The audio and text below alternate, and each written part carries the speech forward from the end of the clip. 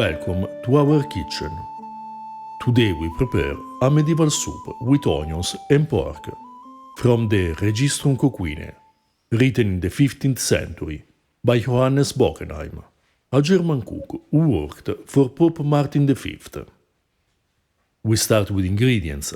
We need pork collar, onions, eggs, vinegar and saffron. First, we cut the pork collar into small pieces and slice the onions. We used about 300 grams of meat and 2 onions. Bockenheim's recipe is very short and not particularly clear. The text reads that we must simmer the meat, then add raw eggs, saffron, onions and vinegar. We cooked the onions with the meat.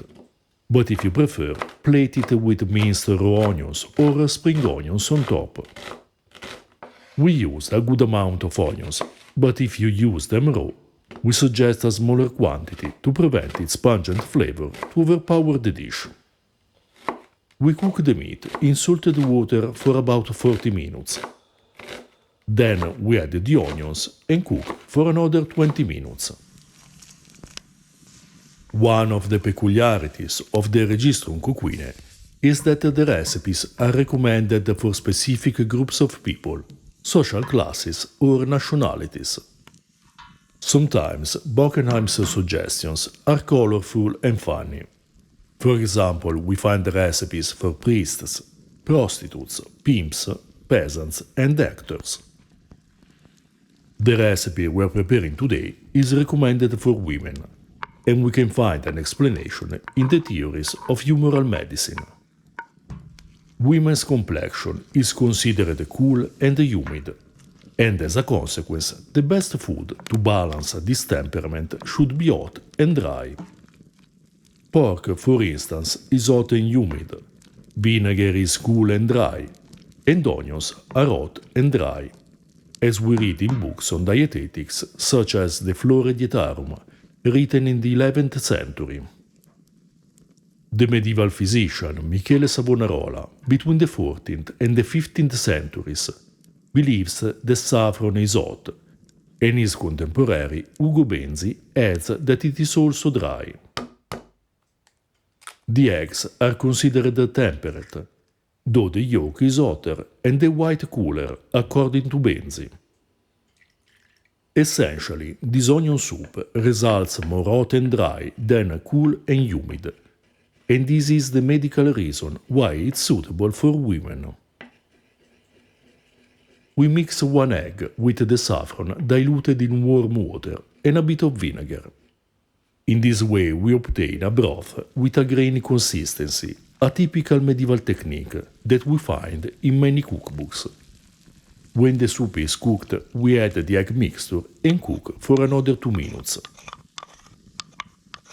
Our translation of the Registrum Coquine, accompanied by an introduction about the ingredients and methods, notes about the recipes and a glossary, is available on Amazon.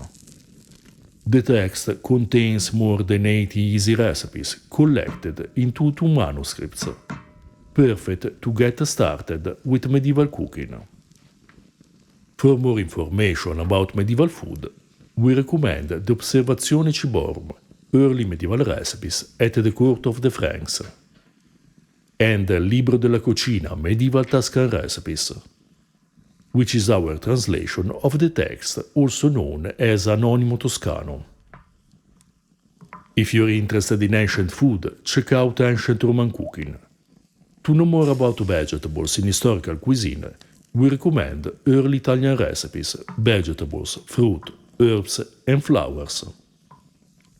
You find further articles and translations of ancient and medieval sources, among which the Flora Dietarum, on our Patreon page. To support our work, you can also buy us a beer and purchase our merchandise. You find all the links in the description below.